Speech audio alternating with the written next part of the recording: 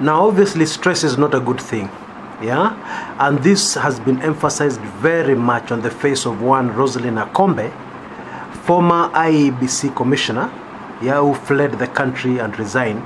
Yes, she granted an interview to the Sunday Nation, an exclusive interview in New Jersey, United States of America.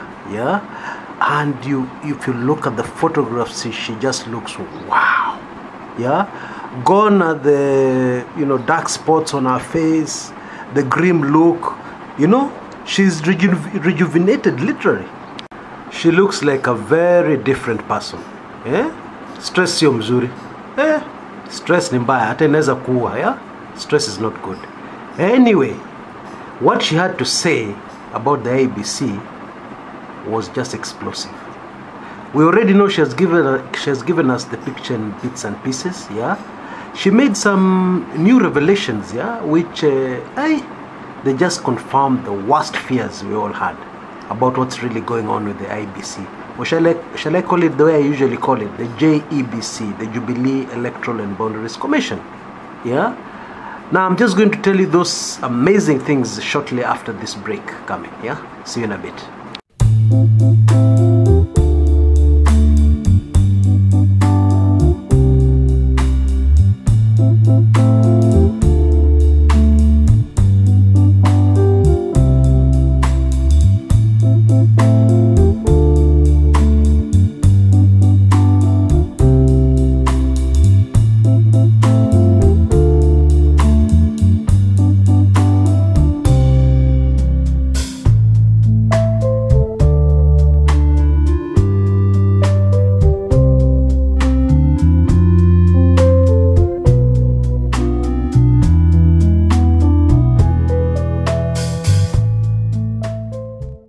Welcome back.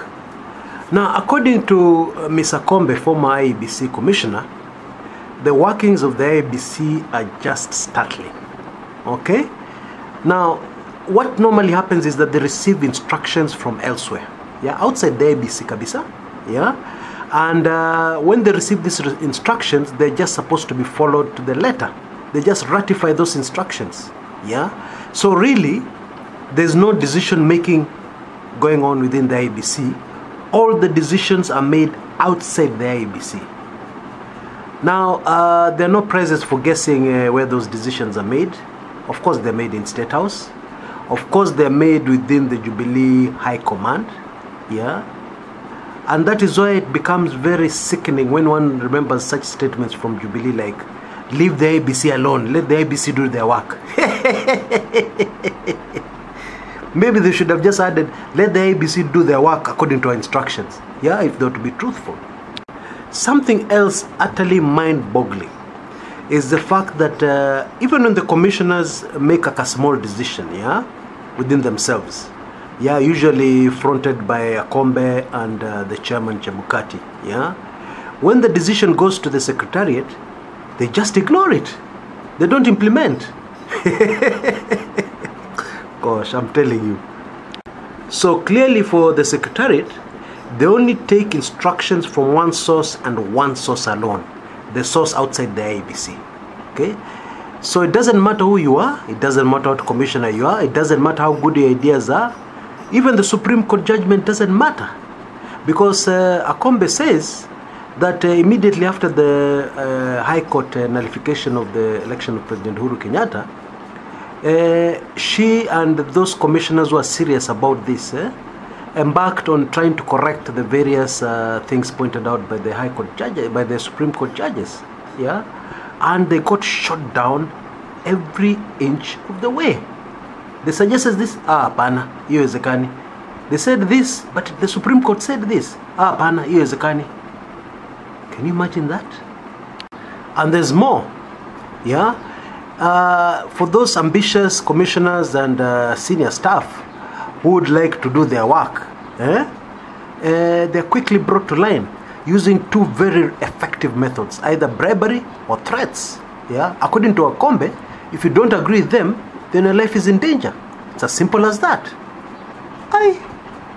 So what are we really doing here? Yeah? What's the point of having an IEBC? Yeah, why don't we just dismantle the IEBC and we get the elections run directly from State House? Then we know where we're coming from. Yeah, let the elections be run directly from inside State House. Yeah, just transfer those officials, give them an office next to these friends of ours called Dennis Itumbi and company. Yeah, they should be spaced there somewhere next to the office.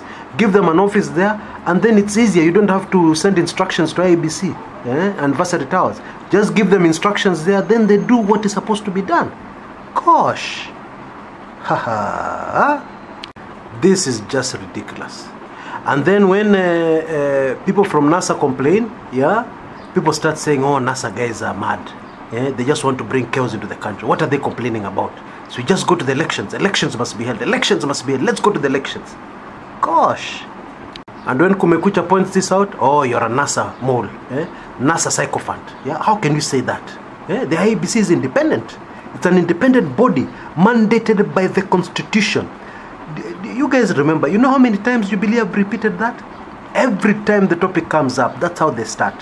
From Senator Matangi on TV shows, to Markomen, to Duale, to Ruto, to even the president himself, they all say the same thing.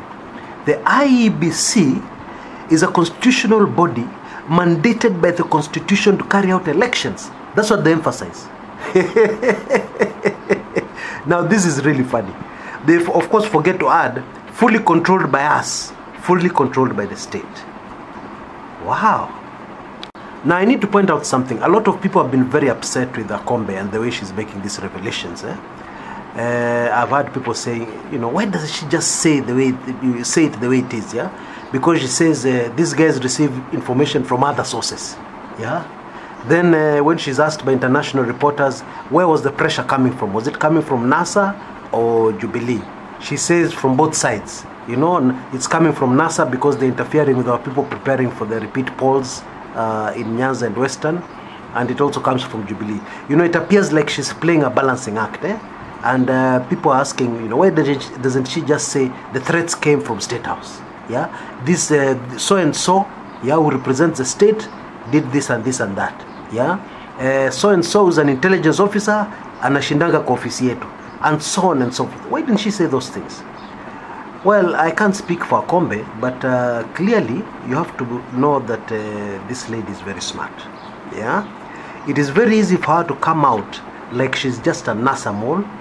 She's just a NASA supporter who is within the IEBC, and probably a NASA supporter with sour grapes. Yeah, a NASA supporter who wants to frustrate the more popular party, Jubilee. Sorry, I have to laugh when I say something so, when I tell lies like that Jubilee is the more popular party, yeah? Even when I'm expressing it in jest, it just, anyway, so that's the position, and she has to be very careful about this. But interestingly, in this interview, which will appear in the Sunday Nation, for those who buy the print edition, should appear in the Sunday Nation tomorrow, yeah?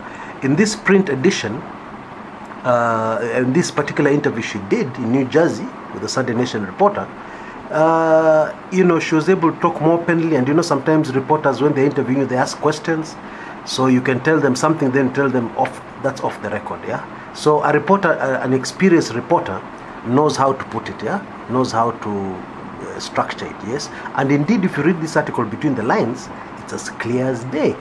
Yeah, and Akombe's statements should be clear as day. The bottom line being, there is no way the current IEBC can run a free and fair election in Kenya. No way. Zero chances. Haiwezekani, hakuna. It's as simple as that. And you would not be very clever if you're on the Jubilee side and cheering on IEBC, because if we continue like this, what happens tomorrow when you're in the opposition? Hey, or you think you will never be in the opposition? No, this thing has to be sorted out, and it has to be sorted out now.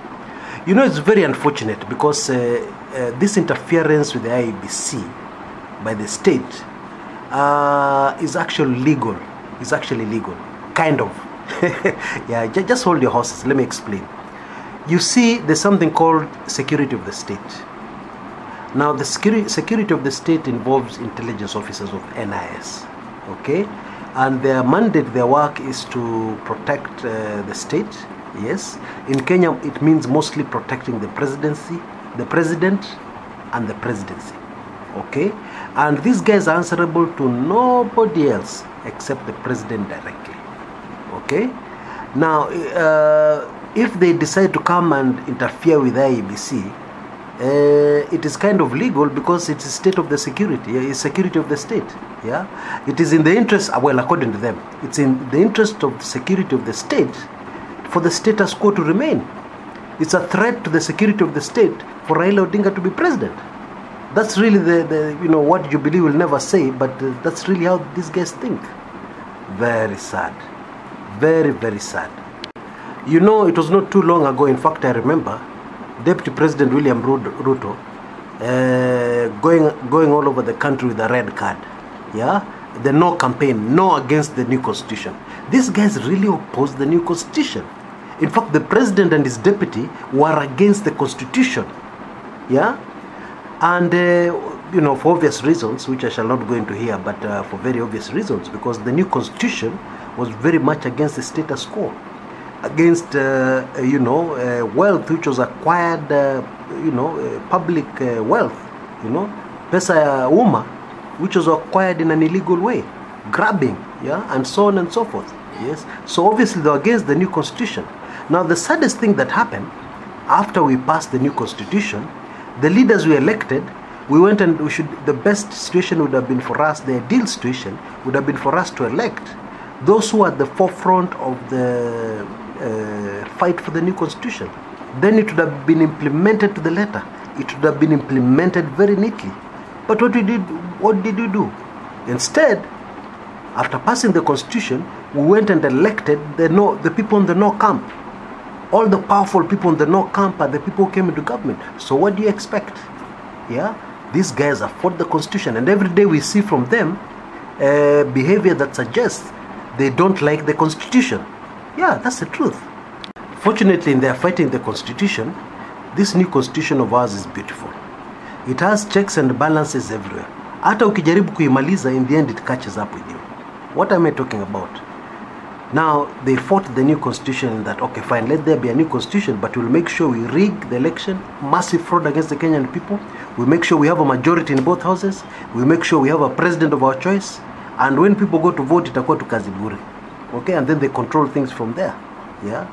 Now what happens? We have a Supreme Court which is independent, and we have a man there who can stand up to be counted, a man who cannot be bribed, Chief Justice David Maraga. And when these people bring a sham election to him, yeah, and all the evidence is there, he has no hesitation. He just declares the election null and void. Yeah, that's what happened. And so it is important we get things into perspective. Yes, when next time you hear somebody saying, unajua hii shida yote Kenya imeletwa na Raila Odinga, hii shida yote Kenya imeletwa na NASA, that is not accurate. That is not true. This problem has been brought about by people who have been fighting the constitution from the day it was promulgated. Yeah, from the day that new constitution came into effect, they've been fighting it left, right, and center, and everywhere. Yeah, these are the guys with the problem. And these are the people fully responsible for the crisis we have now. Yeah? Because there reaches a point where even the people of Kenya just said, no, we've had enough. And that point is now. And that is why we're in the crisis. It's as simple as that. Oh gosh. Anyway, that's what I have for you now. Until next time, this is Chris Kumekucha.